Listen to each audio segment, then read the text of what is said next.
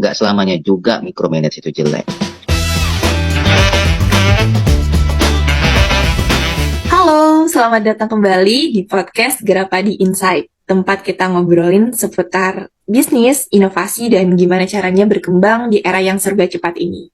Nah, buat teman-teman yang baru pertama kali dengerin, podcast ini emang dirancang khusus buat teman-teman milenial dan Gen Z yang mau belajar seputar bisnis dengan cara yang fun dan relatable. Jadi buat yang baru pertama kali gabung, jangan lupa follow dan subscribe kita ya. Oke, hari ini kita bakal bahas topik yang gak kalah menarik, yaitu kapan harus menggunakan micro dan macro manage. Pasti banyak dari kalian yang pernah dengar istilah ini ya, tapi mungkin juga masih bingung, kapan sih kita harus memanage tim dengan pendekatan micromanage dan kapan kita harus lepas tangan dengan gaya makro alias macro manage. Nah, untuk bahas ini lebih dalam kita udah kedatangan narasumber yang gak asing lagi di dunia bisnis, yaitu Pak Andika, CEO Itialus Grapadi Konsultan Internasional yang punya pengalaman panjang terkait bisnis dan manajemen. Oke, welcome Pak Andika. Gimana nih kabarnya di hari Senin yang cerah ini? Terima kasih. Ya, salam sehat buat semuanya, salam sukses dan salam sehat buat semua dan Afifah ya. Iya, salam sehat buat semuanya. Oke, mungkin kita langsung aja nih Pak, bahas ke topiknya, mikro dan makro manage. Ini kan dua pendekatan yang sering banget nih dibahas di dunia bisnis dan leadership. Terutama untuk pemimpin baru. Dari Pak Andika sendiri nih, gimana sih pandangan Bapak soal dua gaya manajemen ini? Ya, micromanage ini nggak selamanya, ini menurut saya ya, nggak selamanya jelek juga. Terkadang dia dibutuhkan juga pada seorang leader. Jadi leader ini harus cerdas dan bijak. Kapan harus micromanage dan kapan bisa macromanage. Dua hal ini tergantung kita saja sebagai leader. Jadi sebagai leader itu kita nggak boleh kaku juga. Oh, micromanage jelek, nggak selamanya juga micromanage itu jelek. Contoh, untuk staff-staff baru yang baru masuk di perusahaan, dia perlu micromanage supaya dia nggak bingung job desk-nya bagaimana ngerjainnya, apa ngerjain apa. Nah, itu di micromanage dulu sebelum dikasih kepercayaan lebih. Tentu sebelum macromanage. Semua sesuatu itu sebelum makro kan mikro. Tapi secara berlebihan juga nggak baik. Jadi penerapan mikro ataupun makro tergantung peran kita sebagai leader. Untuk itu sebagai leader kita harus banyak wawasan dan banyak membaca serta banyak belajar dari situasi gitu. Oke, mungkin kita bahas nih atau breakdown lebih lagi kali ya Pak ya, buat kita yang mungkin masih awam. Nah, micromanage itu seperti apa sih Pak? Kenapa sih banyak yang nggak suka nih pakai gaya kepemimpinan ini? Ya mungkin bagi staff dia nggak nyaman memang kalau dipantau sama pimpinan atau direksinya atau manajernya secara detail. Tapi secara nggak langsung itu ada baiknya juga sebenarnya.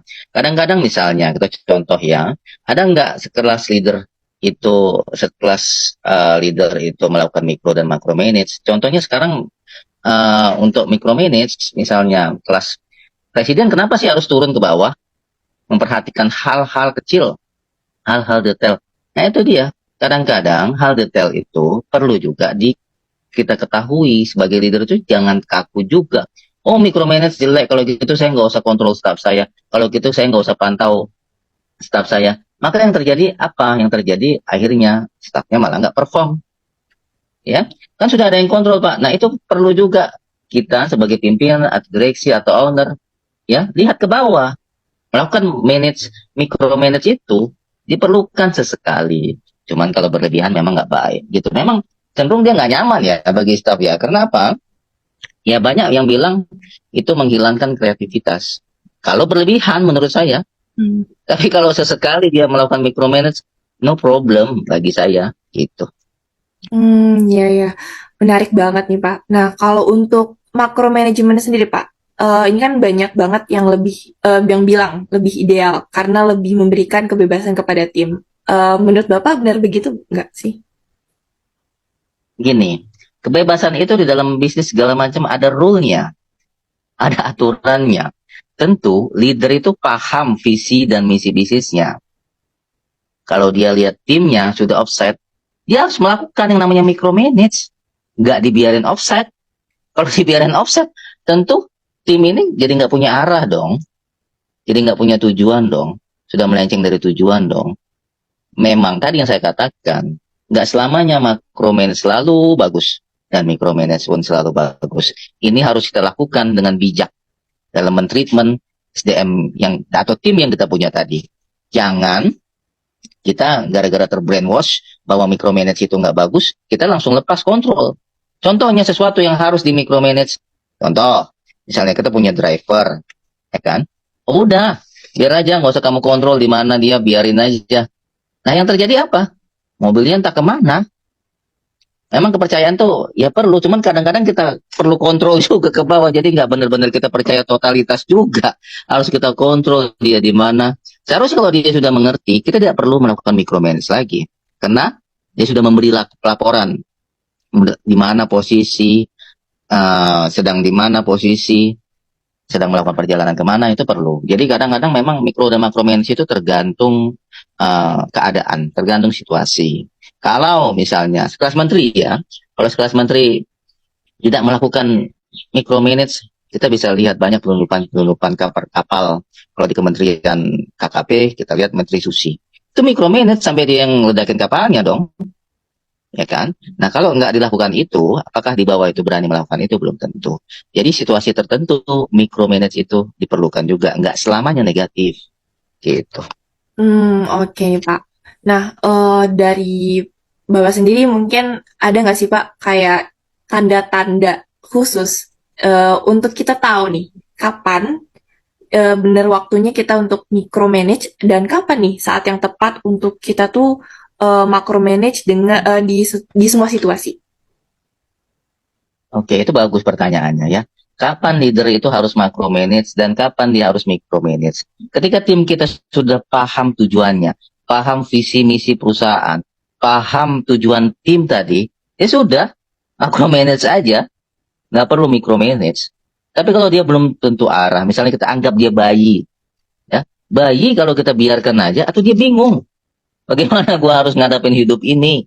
Nah, itu staff baru atau tim baru, seperti itu juga di dalam tim. Jadi, dia juga harus mengerti detail seperti apa, tujuan perusahaannya seperti apa.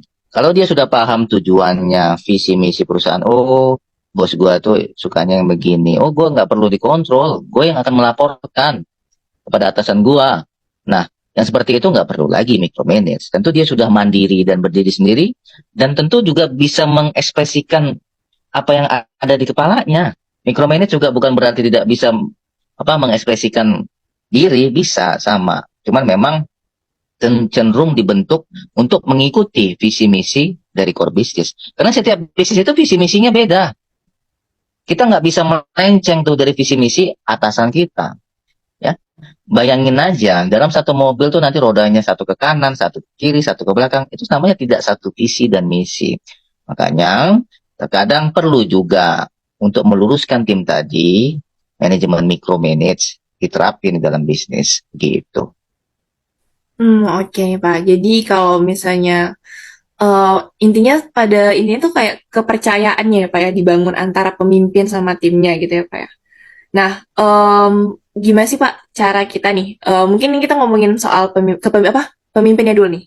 Gimana cara untuk pemimpin itu ngebangun kepercayaan kepada karyawan? Ya, pemimpin bagi saya adalah contoh. Untuk kita membangun kepercayaan kepada karyawan kita atau tim kita harus memberikan contoh lebih lagi dari tim kita.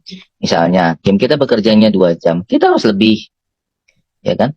Pimpinan itu harus lebih empati, lebih perhatian, lebih berat lagi bekerja, lebih pintar lagi. Dia harus lebih dari yang lain. Jadi saya rasa pimpinan itu nggak perlu kita memberikan narasi-narasi atau nggak perlu marah-marah sebenarnya.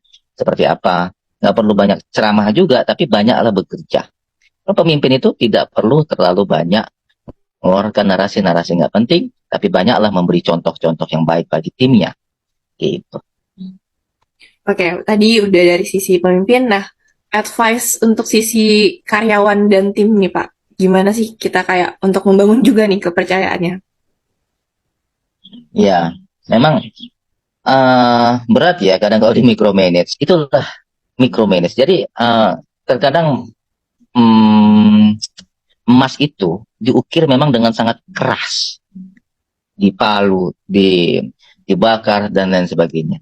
Tapi untuk membentuk sesuatu yang mahal dengan add value yang tinggi. Jadi untuk para karyawan sebenarnya kalau ketemu leader yang micromanage itu nggak apa-apa sebenarnya. Itu berarti kita belum mandiri sehingga dia melakukan micromanage. Supaya dia nggak melakukan micromanage gimana? Ya kita lah beri dia laporan atau sesuatu yang dia belum minta kita udah kasih. Buktikan bahwa kita itu karyawan yang baik, karyawan yang bagus. Jadi nggak apa-apa dibentuk supaya jadi orang yang lebih bagus lagi. Terkadang memang untuk menjadi sesuatu yang bagus tuh banyak tempahan-tempahan di situ. Itu yang terkadang membuat kita nggak nyaman. Tempahan itu bagus. Seperti awal dulu saya memulai karir, jadi tempa memang sama atasan seperti ini, seperti ini, seperti ini. Tapi setelah tempahan itu terlewati, saya sebagai karyawan, maka saya menemukan wawasan yang lebih luas lagi. Tentu, tempahan ini sebagai dasar saya dalam berkarir. Misalnya, nggak gampang cengeng tuh, nggak dikit-dikit resign. Pokoknya apapun itu ya syukurin dulu. Itu kan mental-mental yang kuat yang harus dipunya sebagai pengusaha. Nah, dan karyawan ini nanti bisa jadi pengusaha juga. Itu Pak. Wah, iya sih Pak. Nah, kan Pak Dika ini sebagai konsultan ya Pak. Mungkin kita butuh dengar advice dari Bapak. Setelah kita udah ngomongin mikro dan makro, terus juga tentang kepemimpinan sama karyawan. Nah, apakah ada cara nih Pak untuk kita nemuin keseimbangan antara micromanage dan macromanage? Menurut Bapak, apakah ada formula khususnya nih Pak? Ya, oke.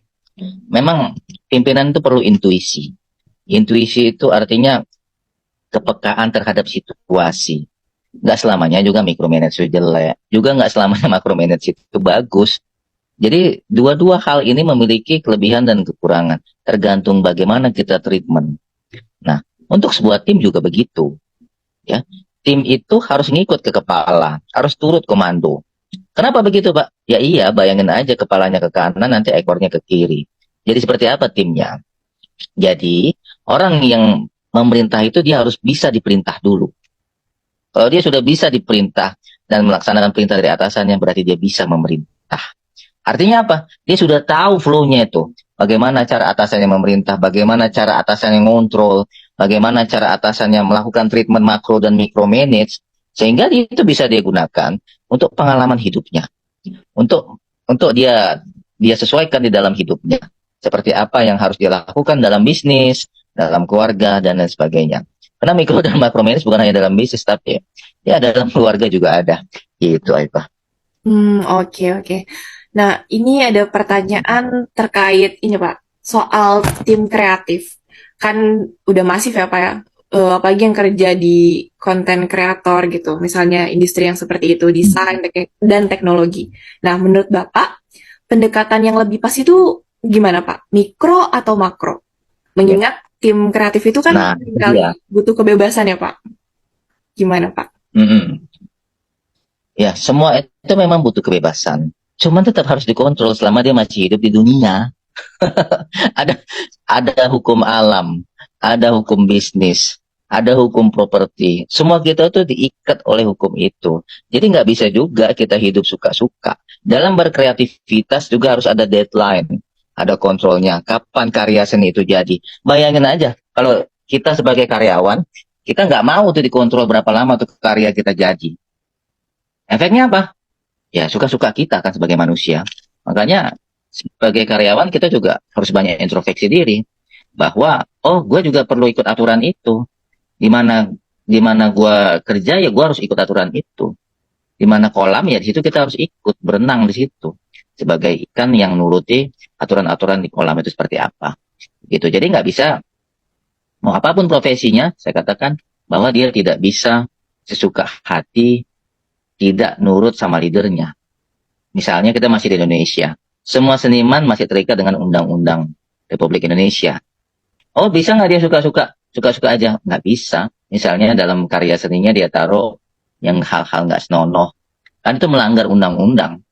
Pasti nanti ada efeknya dari situ.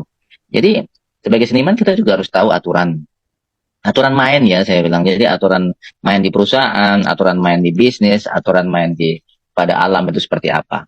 Begitu. Wah, oke. Jadinya walaupun eh, apa namanya tim kreatif ini butuh kebebasan, tapi tetap harus ini ya dikontrol gitu ya Pak ya. Ya harus, dia pun dikontrol oleh misalnya, dia udah menikah tuh, dikontrol pas sama bininya, ya nggak? Jadi nggak bisa suka-suka juga. Dia, misalnya dia dalam keluarga, dikontrol pasti sama kepala rumah tangga. Misalnya dalam kepala rumah tangga dia mau bebas, dikontrol pasti dia sama negara, kan gitu. Iya. Jadi nggak ada yang lost control, kalau kita menjadi hidup lost control, namanya kita pakai hukum rimba. Hmm. Gitu. Hukum rimba, hukum suka-suka, nggak bisa, gitu. Iya, oke. Siap. Oke, mungkin selanjutnya Pak, terakhir nih, eh, apa sih Pak kesalahan terbesar yang mungkin disering dilakukan pemimpin dalam memilih antara mikro dan makro manage?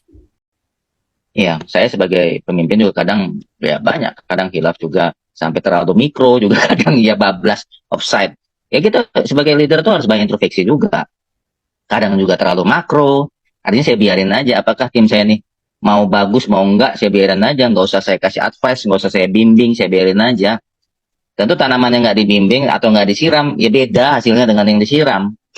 Makanya kita sebagai leader tuh harus tahu kapan saat kita melakukan micromanage, kapan saat harus kita melakukan macromanage. Gitu. Jadi nggak suka-suka kita juga. Untuk itu kita perlu intuisi. Intuisi datang dari mana? Dari nilai-nilai ketuhanan tadi. Jadi perbanyaklah melakukan hal-hal baik, banyaklah melakukan hal-hal positif agar intuisi kita itu terlatih. Nah, cuman kita juga harus bisa membaca situasi. Jadi jangan nggak bisa membaca situasi juga. Jadi sebagai leader, kita juga harus introspeksi, jangan merasa benar sendiri juga, nggak boleh juga. Jadi kadang-kadang sebagai leader, ya kita ada lemahnya juga, namanya manusia. Kadang-kadang terlalu mikro nih. Oh kita offset tuh, dulu awal-awal memang begitu. Tapi seharusnya dengan pengalaman kita dapat belajar. Kapan harus treatment macro manage dan micro manage. Terlalu makro nih, ya nanti staffnya malah kadang-kadang ngilang kan gitu kan. Nggak bagus juga. Sistem aja serahkan sama sistem. Sistem tuh nggak bisa kalau nggak ada manusianya. Jadi tetaplah harus dikontrol. Begitu, Habibah. Jadi fungsinya memang perencanaan, pengawasan. Ya, perencanaan ini perlu, pengawasan juga perlu. Setelah perencanaan, pengawasan ini diperhatikan dalam bisnis. Nggak bisa hanya perencanaan, tapi kita nggak melakukan micromanage, tidak melakukan kontrol, atau dibiarin aja nanti berharap kita profitnya tinggi. Ya nggak mungkin, gitu. Wah, makasih banyak nih Pak. Banyak sekali nih insight yang kita terima hari ini. Mungkin ada pesan terakhir Pak untuk mungkin sebagai leader dan sebagai karyawan untuk menutup podcast Ya, kita hari ini. kalau saya ini memang pernah menjadi karyawan juga. Dan ya, saya jadi pengusaha itu sekitar tahun 2012. 12 ini 2024 ya. Jadi sebelumnya itu saya sebagai karyawan juga. Jadi sebagai karyawan kita harus memberikan yang terbaik untuk perusahaan di mana kita bekerja. Satu, ya. Tapi sebagai leader kita harus paham dan mengerti kapan mikro dan makro manage ini harus kita treatment ke tim kita. Jadi yang namanya sebuah tim itu arahnya harus satu, nggak boleh dua, nggak boleh tiga. Pemahamannya harus satu, nggak boleh dua, nggak boleh tiga. Artinya apa? Kalau arahnya A, ya A. Untuk mencapai A ini harus begini Pak. Nah itu diskusi aja. Jadi bukan diktator juga. Tapi kalau tujuan bisnis kita ke Jakarta misalnya, ya harus di Jakarta. Jangan satu ke Surabaya, satu ke Jakarta. Itu nggak bisa terjadi di dalam satu tim. Untuk itu tim itu harus kompak dan solid. Atasan juga jangan selalu merasa benar. Selalu introspeksi diri dan perbaiki diri. Karyawan juga begitu. Sebagai karyawan, kita harus memberikan yang terbaik dan banyak introspeksi diri. Jangan dikit-dikit ngambek tuh. Ada juga yang begitu tipenya kan. Dikit-dikit ngambek, susah. Itu berarti dia di tempat yang tidak pas. Gitu, Afifah. Oke, nah eh, banyak banget ya apa namanya insight ataupun masukan dari Pak Andika nih. Jadi kita bisa tergambarkan dengan jelas nih teman-teman, kapan kita harus micromanage dan kapan kita harus macromanage.